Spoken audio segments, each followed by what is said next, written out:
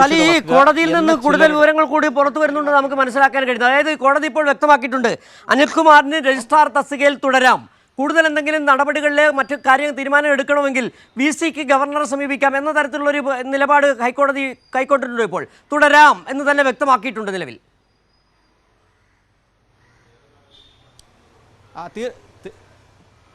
തീർച്ചയായും ഇപ്പോഴത്തെ സസ്പെൻഷൻ പിൻവലിച്ച സാഹചര്യത്തിൽ അത് തുടരാം എന്ന് തന്നെയാണ് കോടതി വ്യക്തമാക്കിയിരിക്കുന്നത്.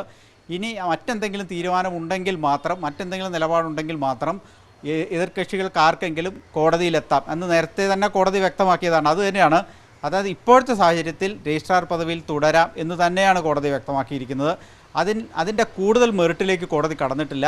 കോടതിയുടെ തീരുമാനം അനുസരിച്ച് ഇപ്പോൾ അനിൽകുമാറിൻ്റെ തുടരുന്നതിന് നിയമപരമായി യാതൊരു തടസ്സവുമില്ല എന്നുള്ളതാണ് സാഹചര്യം.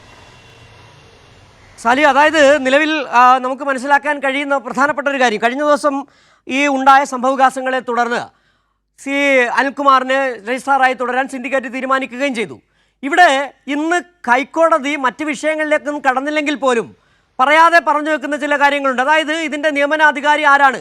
കേരള സർവകലാശാല അതിൻ്റെ ചട്ടങ്ങളിൽ, സ്റ്റാറ്റ്യൂട്ടിൽ എഴുതി വെച്ചിട്ടുണ്ട്, ഡെപ്യൂട്ടി രജിസ്ട്രാർക്ക് മുകളിലായിട്ടുള്ള എല്ലാ തസ്തികകളിലെയും നിയമനത്തിൻ്റെ അധികാരി എന്ന് പറയുന്നത് സിൻഡിക്കേറ്റാണ് എന്ന് പറയുമ്പോൾ, ഇന്ന് ഈ അനിൽകുമാറിൻ്റെ ഹർജി തീർപ്പാക്കിയതിലൂടെ, തുടരാൻ അനുവദിക്കുന്നതിലൂടെ കോടതി വ്യക്തമാക്കുന്ന ഒരു കാര്യമുണ്ട്, സിൻഡിക്കേറ്റ് തന്നെയാണ് പരമാധികാരി.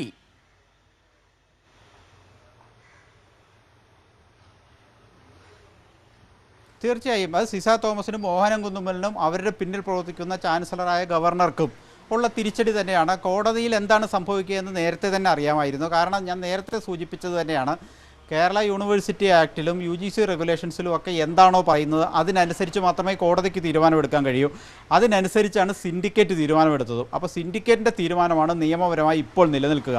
മറിച്ച് കോടതിയിൽ പോയി അതിൽ ഈ മറുവാദങ്ങൾ എന്തെങ്കിലും ഉണ്ടെങ്കിൽ ഉന്നയിച്ച് അത് കോടതിയിൽ നിന്ന് അനുമതി വാങ്ങി മാത്രമേ മറ്റെന്തെങ്കിലും തീരുമാനത്തിന് ഇതിൻ്റെ പ്രസക്തിയുള്ളൂ. ഇപ്പോഴത്തെ സാഹചര്യത്തിൽ ഇന്ന് കോടതിയിൽ നിന്ന് വന്നിരിക്കുന്ന തീർപ്പ് എന്ന് പറയുന്നത് തീർത്തും സിസ തോമസിനെതിരാണ്, മോഹനൻ കുന്നുമ്മലിനെതിരാണ്, സിൻഡിക്കേറ്റിന് അനുകൂലമാണ് എന്നുള്ളതാണ്. അതുകൊണ്ട് തന്നെ സിൻഡിക്കേറ്റ് തീരുമാനപ്രകാരം ഡോക്ടർ KS അനിൽകുമാറിന് തുടരാം എന്നുള്ളത് തന്നെയാണ് കോടതി വ്യക്തമാക്കിയിരിക്കുന്നത്. ഇനി ഇതുമായി ബന്ധപ്പെട്ട് ഇനി മറ്റേതെങ്കിലും ഹർജി വരുന്നതുവരെ ഈ സ്റ്റാറ്റസ് കോ നിലനിൽക്കും. മറ്റെന്തെങ്കിലും ഹർജി വന്നാൽ അപ്പോൾ കോടതി അത് പരിശോധിച്ച ശേഷം മറ്റു വാദങ്ങളിലേക്ക് കടക്കാം. ഇപ്പോൾ കോടതിയുടെ മുമ്പിലുള്ള തെളിവുകളും വിവരങ്ങളും ഇന്ന് നടന്ന വാദങ്ങളും വെച്ച് ഈ ഹർജി ഇനി ആവശ്യമില്ല, സസ്പെൻഷൻ പിൻവലിക്കപ്പെട്ടിരിക്കുന്നു, അദ്ദേഹത്തിന് തുടരാം. ഇതാണ് സ്റ്റാറ്റസ്.